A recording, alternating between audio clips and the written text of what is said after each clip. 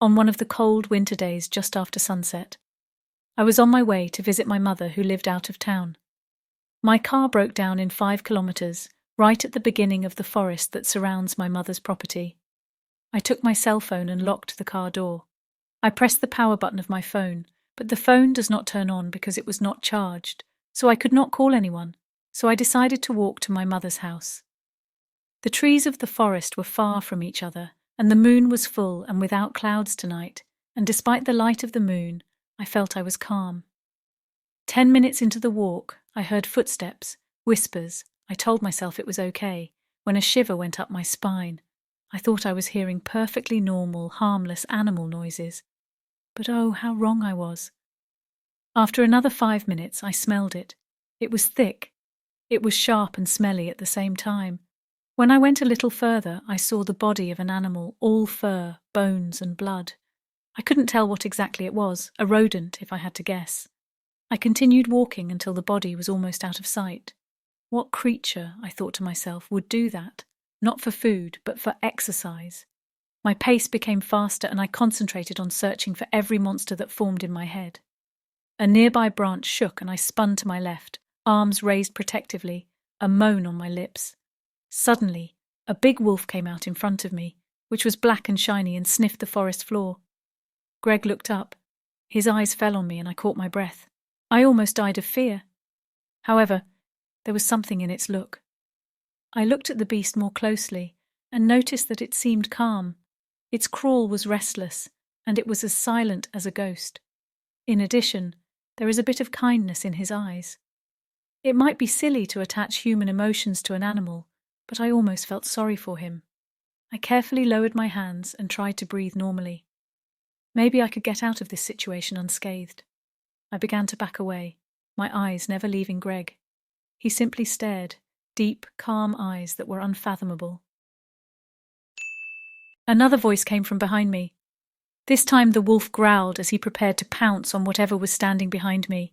I took a breath, then spun around, feverish and shivering all over, hoping to put a nearby tree between me and whatever had appeared and let the wolf face it. To be, I did not see anything for a moment, only the trees rustle in a light breeze. Then they stopped, the wind died down, and I realized that I heard no sound, saw no movement. It was as if the forest was holding its breath.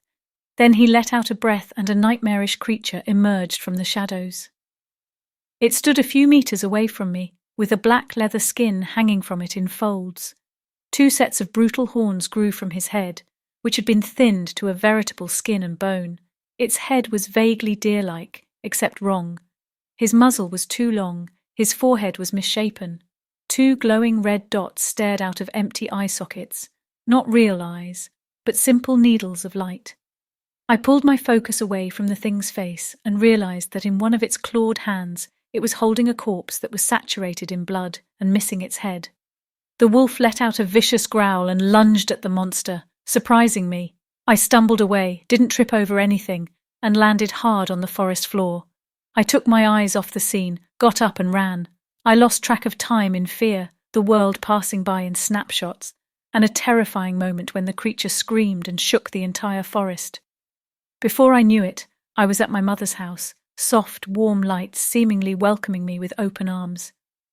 I saw my mother through the window, walking in the living room, her eyebrows furrowed with worry.